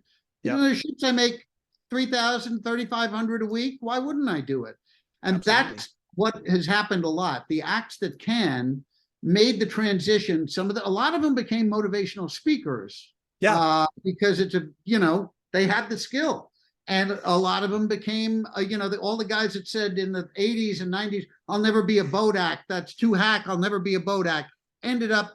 That's where they ended up, because not that it's a bad thing. They're making well over six figures, not over, but in the, making a couple $100,000 a year just doing ships. Yeah. So that has all changed. I want to be a comic. and I can make a living within a couple of, no, it doesn't work that way anymore. Unfortunately, a lot of the great young comics I know now have day jobs because they have to. And that was something you didn't have to do back when I was doing this. No, it's the opposite. It's you've got the day job so you can get out and do as much stand-up as you can so you can then get out of the day job and then build it up. But yeah, it's in flux. There's no question. But in many ways, in my opinion, there's never been a better time to be a stand-up because it's Ari Shaffir said this, it's dangerous again. With the culture doing what it's been doing and the pendulum swinging as far as it has in multiple directions. You've got the left and the right both wanting to censor people for different reasons and cancel culture and all this sort of stuff. Stand up in many ways is dangerous again. And some of the stuff that's out there is just dynamite. I love some of the stuff that we've seen the last couple of years. I do too. I don't know if the cultural shift and the cancellation making it more dangerous is a good thing. I do. Okay. Yes, it could be dangerous, but if you know that it's dangerous because you could get a reaction of that's not funny, or you can't talk about that, I don't think that's productive to stand up. I don't mean to argue. I'm just telling you. No. I want to hear your opinion on this. I don't think that's a healthy thing at all. It does make it more challenging, definitely. But I was surprised. Some comic told me that another comic told him that something was really racist that was not at all. Actually, it was about something Jewish, and I'm sensitive to that stuff. Sure. But I did not find it offensive. And the fact it scares me when comics are telling other comics, no, you've crossed the line. No, you can't do that. You shouldn't say that. It's bad enough that, muggles say that. When comics start telling each other that, it just is, it's a problem. So there is an element of risk that if you approach certain topics, people may not be accepting and may get their dander up because of it. But I don't think it's helpful to the art. Like, I got a question for you. Again, your opinion on this to me is unique and at worst expert. I would say Stephen Weiner, who was a writer on Late Night. He was one of the original. He was the guy that came up with the glass breaking. He and Carl, his partner Carl, they discovered Calvert to Forest. We've talked about this. There is an adage with many stand-ups that if it's funny, as long as it's funny, anything goes. But it has to be funny. You can go any direction you want to as long as it's funny enough. And if it's funny enough, all will be forgiven. He actually disagreed with that statement. What do you think about that adage? I agree with it 100%. Yeah, there we go. And look, Mel Brooks did a musical about Nazis, and the majority of the audience every night was Jewish. And anybody else doing humor about that, they'd probably not only not go pay $200 to see it, they'd be incredibly insulted. A great friend of mine was the late comic Robert Schimmel. And Robert could talk about anything. I mean, he did a whole album about cancer. Granted, he had cancer, which made it more acceptable. Yep. But he would talk about anything because of the way he approached it, that he was sort of the fool at the end of the day. Like, he does this whole bit about, he questions how people in wheelchairs can have sex. He doesn't understand it. He said, and people could get upset. He said, but he ends the bit so cleverly. He said, and I'm sure it's true. He said, and I walk out of the theater. He said, as I'm walking out, I see the crowd part like the Red Sea, and this guy in a wheelchair comes approaching me, and I'm thinking, oh fuck. And he said, you know that thing you did about how people in wheelchairs can't make love? And he said, I don't even know what to think at this point. I just want to crawl under a rock somewhere. And I said, yeah. And he said, before I could say, I'm sorry, the guy says to me, well, you should know that my wife and I actually have 65 ways that we can make love. And Schimmel said, and then I felt really bad because my wife and I only have 2. And one of them, she doesn't even need me in the room. Oh, I love the extra one. It's like a combination. We got the left and then the right. Absolutely, the 1, 2. But by ending with that, he's now the fool. He's now the idiot. That guy is the cool guy. He's the one who has 65 ways of getting laid. And so it's the way you approach it. You know, like I work a lot with a comic named Emma Willman. I don't know if you know Emma. She's one of the funniest comics looking today. She's a gay comic, not telling tales out of school. That's her bit. She's a gay comic. Short blonde hair, does a bit about looking like Ellen. But the way she approaches being gay is the most clever way I've ever heard any comic talk about it. Because what she does is she can get the most homophobic redneck in the room to love her and get on her side. So check out this bit. I work with her a lot, and what's great is I don't work with her really as a teacher, even though we do sessions, because I'm all about structure, and Emma is all about the funny. I could never be half as funny as her as a comic. Oh, that's cool. That's that collaboration we're talking about. But she needs structure, yeah. So but this is entirely her. She said, you know, my father's very old-fashioned. When I came out to him, he said to me, so Emma, tell me, in a relationship, are you the man one or the woman one? And she said, and I got really offended, you know, because obviously I'm the man one. That's joke number one. That's joke number one. So now people feel okay saying that because she's okay and wants to be known as the man one. She said, I'm the man one. I'm the man one. And then she says, and this is the brilliant part. She says, one time a friend of mine tried to fix me up with another man one, and I got really homophobic. I was suddenly like some Southern senator, conservative senator. I was like, you can't have two man ones. You got to have a man one, a woman one, like the Bible says. And what's so brilliant about that is it gets everybody that actually does think like that on her side. You know what I mean? It's such a brilliant way to handle it. And I know Emma, and she actually does think that way. She doesn't want to be seen with anybody butch. You know, it's really funny. It's just really endearing and adorable. And if you get a chance to see her on Facebook. Absolutely. I'm glad we're shouting her out here on this show. This is great. Oh, so great. I appreciate your time very, very, very much. And I'm mindful of it. You know, but I'm also going to ask you to come back at some point, and we're going to, I'm going to assemble other questions and things like that from the time that you were there. There's a couple places I do want to quickly go before we finish off. How long after you left Letterman did you go to work for the Tonight Show? Letterman 01, Tonight Show 05, 4 years. 4 years. So okay. In between, I created, I don't even know if I should say this. I co-created a show. Well, actually, I created a show called Mind of Mencia with Robert Morton, who I had never met, which was so weird because that's really weird. Comic in New York. He never saw me all those years. And he never saw me at Letterman because I was there with Rob Burnett. And one day he calls me from California. He said, I can't believe we've never met, never worked together.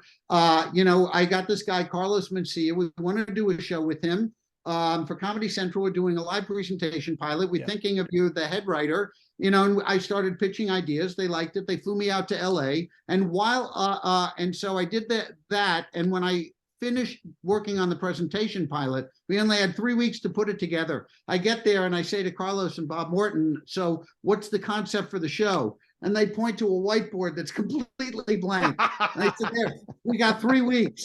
So we came up with the show in 3 weeks. And you know, right after that, I got an offer from the Tonight Show just to do a test week with the show. So I did a test week, and then I found out Mencia got greenlit. And then I got an offer from the Tonight Show. Oh, wow. And it's, how do you say no to the Tonight Show? You know, I mean, so in the room or for the monologue, the monologue is, that's Jay. No, right? no, in the room. In the room. Okay. Right. Yeah. So I have commercial parodies, I have jaywalkings, I have sketches. So now I have a much more rounded resume. And in fact, I mean, it's really fun because even at my advanced age, I got to do something new this year. I'm producing a show, knock wood, it'll get renewed again, called Josh Gates Tonight on Discovery. Josh hosts their big show called Expedition Unknown. He's like sort of the face. Okay, yeah. With the adventurer's hat, he's like an adventurer, but he's really funny, really funny. And so we did a bit on whatever the theme of Expedition Unknown is, we carry through to our talk show. So it's theme-based. And one was secret societies, about the Knights Templar and so forth. So our show was on secret societies. And when we do a field piece every show, I thought, you know what? I'm in a very small secret group of mentalists called the Elders. how about, and I said to Josh, how about we do the show in this group? He said, I love it. He said, I used to be a waiter at the Magic Castle. I'm like, you're kidding me. I said, I don't work the Magic Castle. Magicians and mentalists, sort of like the Crips and the Bloods. Yeah. I said, but it would be a great place to shoot. He said, I would love to shoot at the castle. So I got to not only do it, I got to do a demonstration for him on camera. Yep. I acted on the show as 4 different characters on that same show. I produced it and I directed that segment at the castle. My first time directing in my 42 years in entertainment, directing television, that is. So, it was great. It was, I've never been that involved with one episode of a show, because there were only 2 of us. We had to write and produce entire episodes. But in addition to that, because I was an actor and it is cable, I got to act and then because I knew how to shoot these mentalism performances. You gotta, I had a very specific way that I wanted it shot. So I got to do all that and, do the setup and everything. So yeah, it was thrilling. Gabe, it's like you're a pro, because you are one. You segued so beautifully into this. The next time you're on, we'll talk a little bit more about the Tonight Show and some of the things. It's ironic that some of the things that you worked on the Tonight Show are the things that, if somebody would have said that some of these elements of the Tonight Show were Letterman-esque, jaywalking and some of these other things would have been, I think, in that category for sure. But we'll do that another day. How and when and how did you get into mentalism? When did this happen? Because it's such a fascinating form of entertainment. When I first got hired at Politically Incorrect with Bill Maher. A long time ago. No, not when I first. Oh, okay. When I got hired, which when I came out here in 2002. Okay. So right after Letterman, I got Politically Incorrect. And now I didn't have to, it was so funny because now I had 4 years of that under my belt. They hired me for ABC when I couldn't get hired for Comedy Central because I had, no experience, whatever. And they moved out here. So the executive producer of the show said, he was into magic. And I was never really that into magic. I never did sleight of hand or anything. I could do a few card tricks, but never really got into it. And I'd seen too many bad magicians on the road over the years as a comic. He said, my cousin is one of the most esteemed mentalists in the world. He does a show at the Duke and Duchess of Windsor suite at the Waldorf, and it's $250 a ticket. There are only 30 people. You sit right on top of him. He said, but I can get you and your wife in for free if you want to go see him. I said, yeah, sure, I'll go see him. And he was doing stuff, mind reading, thought reading stuff, and persuasion stuff I had never seen before. Yeah. And it was like that light bulb going off, like when I first listened to my first Carlin album. It's like, I have to learn how to do this. And so I probably have, hundreds and hundreds of books and videos and tutorials, and I have a couple of mentors. And so I started learning basically certain pillars of mentalism, called reading and persuasion and hypnosis, and parts of magic as well, and misdirection. But to me, the most interesting part of mentalism is the purely psychological stuff. I love that. And that's stuff that I wish I could do over the internet. But I have to be in the room, like 80, more than that, 90% of what I can do is taken away by not being there in terms of. It makes sense. Well, technologically, my wife and I, for example, will watch America's Got Talent. And inevitably, when you watch America's Got Talent, there's going to be 1 or 2 mentalism acts that make it and start to get multiple viewings. It seems like the technology, both for that and for illusionists as well, is a nice little cherry on top, and technology moving forward the way it has, you can do some cool things to accent or to augment what you're already doing. But it does very much seem to be, with the mentalism, respect to that, classic, very, very classic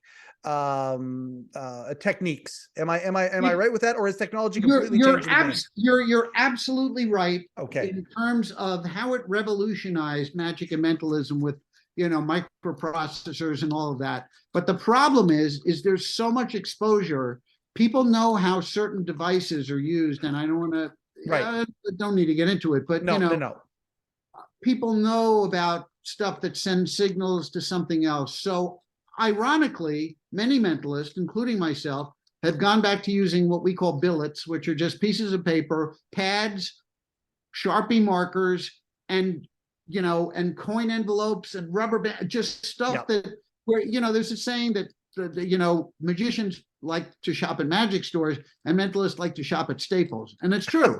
I mean, so a lot of the stuff that was exposed that I did early, especially in my on-stage mentalism career, because electronics do make for miracles much easier. Yeah.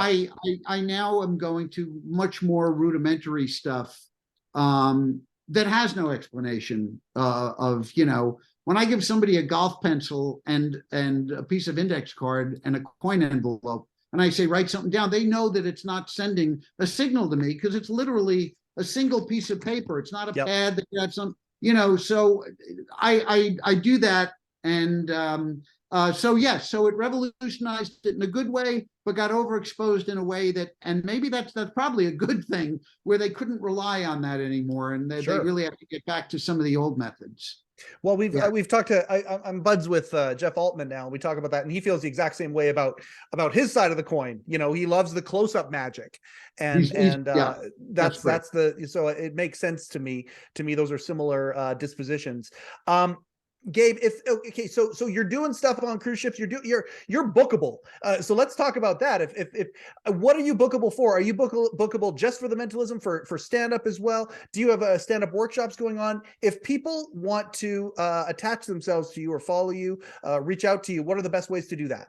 Okay, so there's 3 ways to do it. If they want to take a class, I teach at Flappers Comedy Club in Burbank. And they have a whole university of classes, from screenwriting to marketing and I taught their late night writing class for the last 15 years, but they just started a level 1 and 2. Level 1 being pretty much all monologue. Level 2, everything, desk pieces, all that. Yep. I brought in the guy to teach level 1, one of the few people that I feel really confident with, a guy named Peter Charkalis, who used to fax me at Letterman. Cool. And then I helped him get on Kilborn, and he's just a joke machine. He can just crank it out. He understands it all. So he took over to level 1. I'm now teaching level 2, except for the upcoming semester where I'll be teaching level 1. I don't really do ships. I do it a couple times a year if I want to take a vacation and get paid for it. Because I work these lines, they're really kind of exclusive lines that they're not thousands of people. There are only a few hundred. So I only have to do one show. So I'm working 45 minutes and I'm going to, whatever. Oh, yeah. It was a good gig. When you and I were going back and forth, where you got that one kind of suddenly, holy cow, good gig, Gabe. That's awesome. Yeah. They're great gigs. You were, like I said, one show,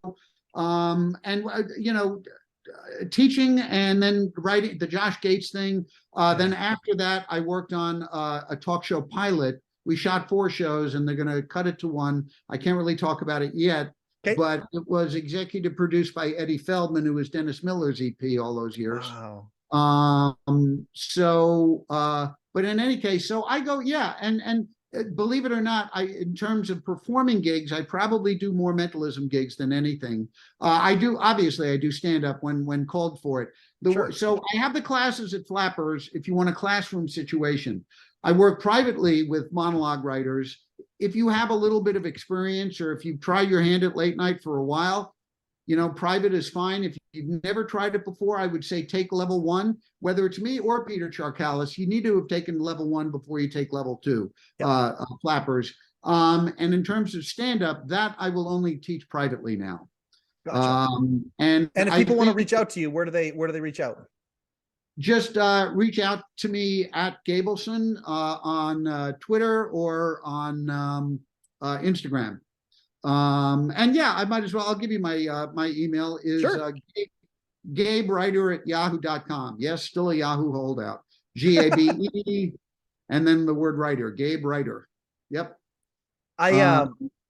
I hate that we've got to end this, but we've got to do. I could do this all night. Like, I literally am the Energizer Bunny. Me too. And for a moment, I thought we did. Oh, there's an old Letterman line. I wish we could do this all night. Me too. And for a moment, I thought we had. You always used to say that. So yeah, so we'll do cue cards next time. There's something we can do. Oh yeah, okay. We can do cue cards next time. That'll be fun. By the way, Don Giller is still on AOL, so you're in good company being a Yahoo holdout. I'm gonna say our my goodbye. I'm gonna move it over here and do a quick outro, and then we can say I'll hit stop, and then we'll do our goodbye privately. One of the things I am gonna do though is mention that our only sponsor is Rupert G and the Hello Deli. They're our only sponsor for the show. I'm keeping ourselves pure, as I like to say, because I'm hoping one day that Walter and company will come forward and say, okay, we're gonna deputize you and make you official. So I'm not doing any other sponsorship. But Rupert, however, Rupert's a great guy. I love Rupert. Great guy. One of the nicest guys in the entire world. Yeah. I'm sure you ate at the Hello Deli back in the day many times, Rupert and May Yep. and their team. If you want any Late Show with David Letterman merchandise, he's the only official place you can get it. Go to hello-deli.com. Oh, I guess, yeah, there's one of the last question there. Has Walter and them reached out to you yet for favorite moment segment? No. Oh, okay. No. Well, let's see if we can make that happen, because yours would be one that's, in my opinion, very unique, because your favorite moments would be all kind of monologue moments, and that's a neat idea for the official channel to do that. I'm going to say a quick goodbye. I would assume that Bill might have covered that though. Chef, I don't know if he's done it yet, but if he has, Bill's favorite moments weren't monologue moments. I don't think. It's got me. Oh, now you got me. Well, we got to go back. I saw the one with him with the cookie where he's picking pieces out of the cookie. That was really funny. Yeah.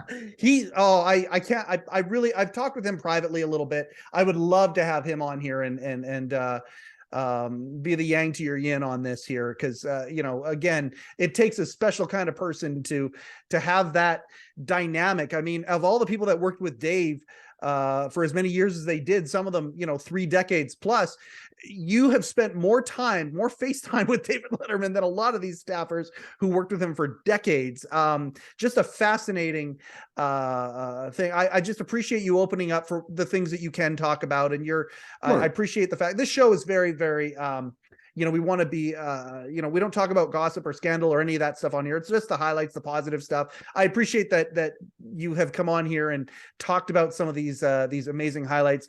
Gabe, thank you so much for being a guest on the Letterman Podcast. Thank you so much. This was a blast, and you are a great podcast host. You do something that Dave was great at, which is, and not that I have anything great to say, but you really listen, and you don't try to interject too much. Which is very rare among podcasters, just not trying to interject. I watched a Dave interview and it was somebody you wouldn't think was interesting, some actor that you would think would be boring, but they were incredibly entertaining, telling a great story. And Dave was silent for almost the entire 6 minutes. It was amazing. It was amazing to see. But anyway, I want to thank you, and I want to thank Don as well. Absolutely. That was the most impressive thing. I mean, it's like at a baseball game. Oh yeah, in 1976, he was on second base in the 3rd inning. Wow, very impressive. It's a pleasure for me. You know what? I'll say the goodbye with you here. Fuck it. This is great. I just appreciate that. You have no idea how much I appreciate hearing that. With the Zoom technology, sometimes I talk over people accidentally, but it's this podcast. When it comes to, I've got this little documentary that's being shot. Oh, no way. There he is. Hey, Don, the man, the legend. Oh, we actually got an appearance from Don Giller. That's big for me. Yeah, that's big having him there. Thank you for that wave, Don. I got to tell you, there's a little documentary up here in Canada being kind of made about the unlikely host. It's called The Unlikely Host of the Letterman Podcast, and it's all about imposter syndrome. It's about, this is a dream for me.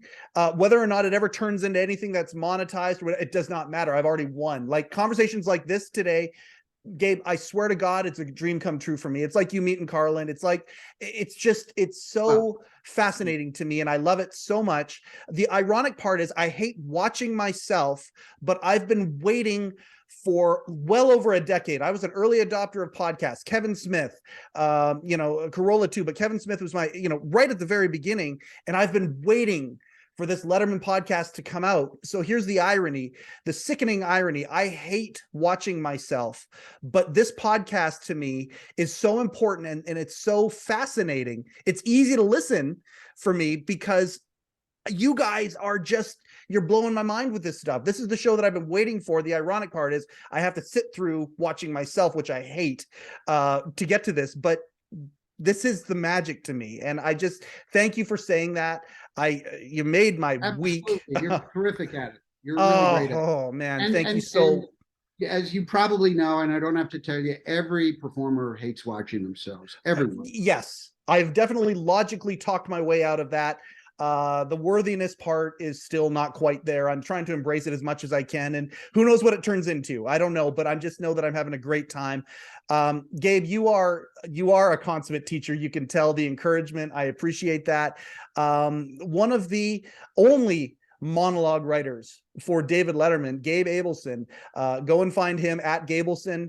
And I just appreciate you so much. That is another episode of the Letterman Podcast with Mike Chisholm. Coincidentally, I am Mike Chisholm. Thank you and good night. Overcoat and underpants.